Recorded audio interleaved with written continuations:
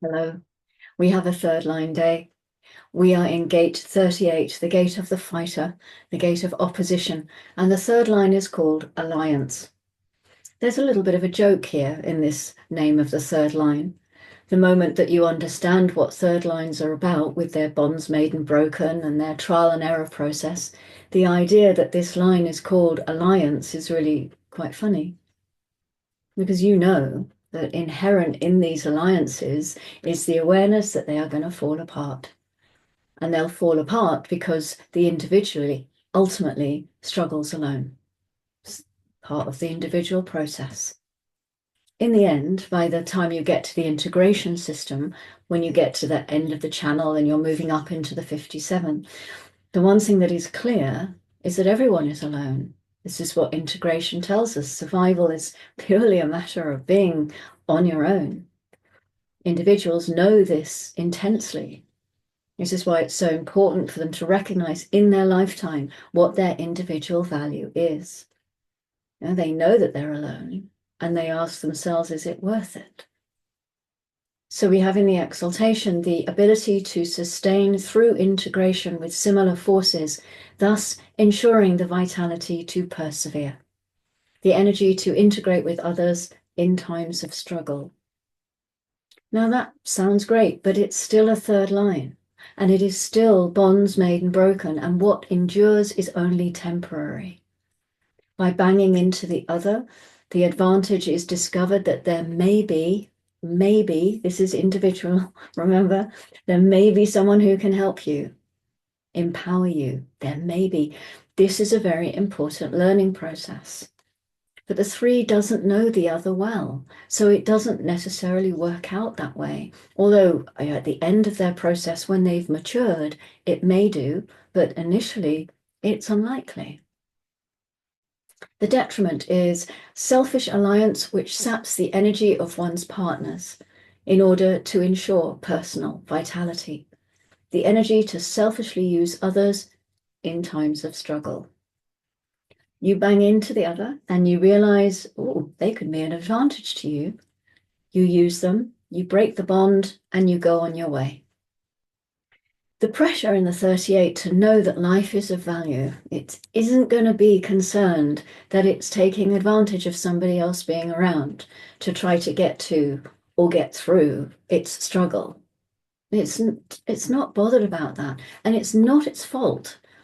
This is a mechanic. It is simply the way that it is.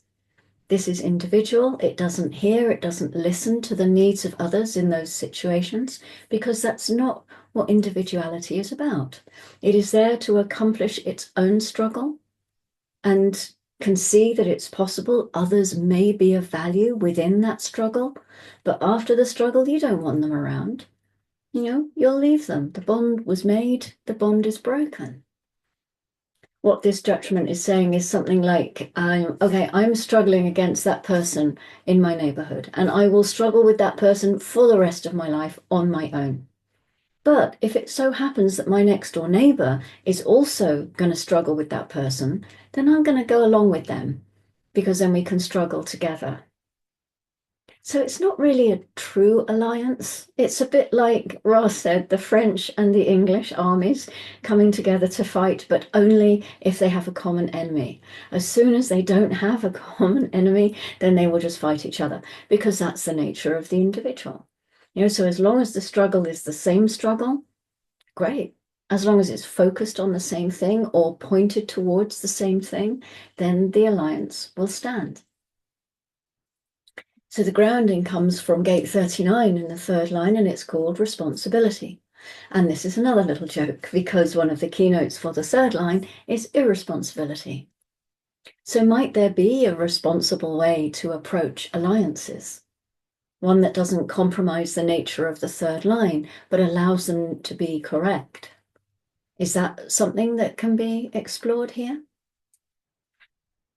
The moon has been in gate 60 since 4:23 this morning, the individual gate of limitation and acceptance. Next, it moves into gate 41, another root gate, collective abstract circuitry, pointing at gate 30.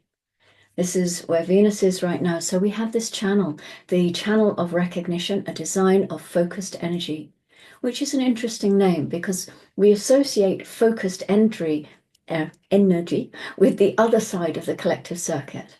Because the format of concentration is about focused energy. And here the format is cyclical. This is the experiential side with its beginnings and its endings. This is the channel of the daydreamer. And there are two lessons for this channel to learn in life. Firstly, don't try and make your dreams come true. Firstly, learn how to speak. Firstly, don't try and make your dreams come true.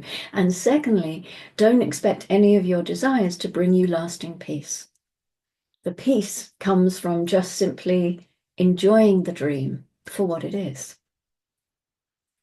The moon transit into gate 19 next at 0017 tomorrow morning.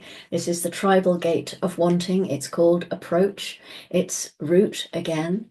And so there's the pressure here. It's the pressure to bring awareness to the needs of the tribe, ensuring that the basic needs are met.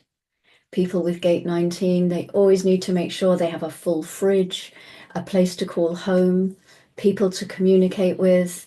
I have gate 19. I tell Bear that I need to have a full wardrobe. Always. I'm not sure he would have fallen for that. Probably not after he listens to this. So thank you very much for joining me for this third line, back with a fourth line tomorrow. And yeah, I look forward to your company then. As always, go gently.